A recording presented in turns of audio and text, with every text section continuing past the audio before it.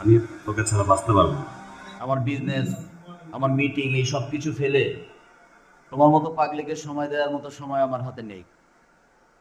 তাছাড়া আমি তো রাজের মতো এত ভালো গান করতে পারি না।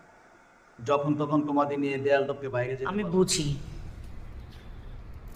দেখ মা, ঠিক ঠিক যাই হোক না কেন, আমি চাই না তুই তোর মামার চাপে পড়ে কোনো সিদ্ধান্ত নে। তোর কাছে যেটা ভালো লাগে, তোর সুখের জন্য, তোর হাসির জন্য, যার সাথে সারা জীবন তুই থাকতে পারবি, তুই সেই সিদ্ধান্তটাই নে। দীপার বিয়েতে এসে কিছুতেই আনন্দ লাগতেছে না। মনে হচ্ছে বুকের ভিতরে পাথরটা দিয়ে রাখছি। রাজ, এই নাকি ভালোবাসা? আসলে তুমি রিপাকেই ভালোবাসো। আমাদের এতদিনের রিলেশনে আমার জন্য যে ভালোবাসা দেখিনি, অথচ এই কয়েকদিনই আমি রিপার জন্য সেই ভালোবাসা দেখেছি। যাও, নিজের ভালোবাসাকে নিজের করে নাও, এতে কোনো অন্যায় হবে না।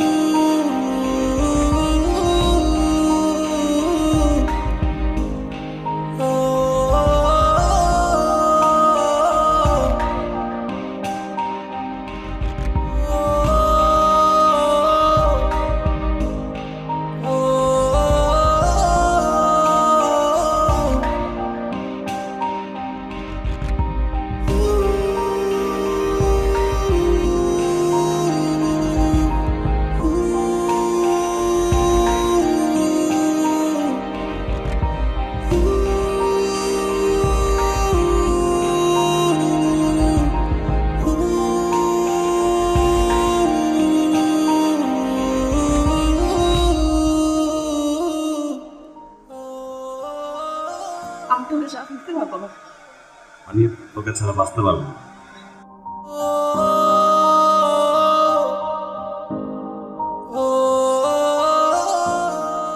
আমিও তোমাকে বিয়ে করতে চাই।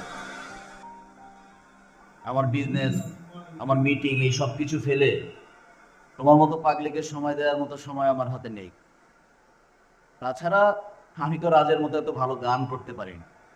যখন তখন তোমাদের নিয়ে দেয়াল টপকে বাইরে যেতে পারবো না, আমার পছন্দও না।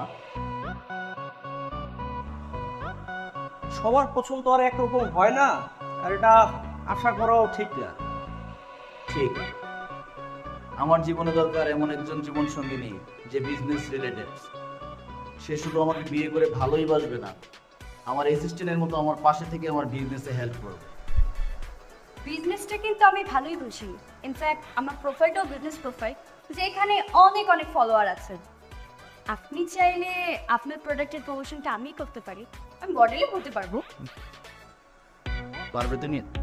ভাইজান পারবে পারবে, চোখ বুঝিয়ে পক্ষে তো দিতে পারছে, তো সবই পারবে।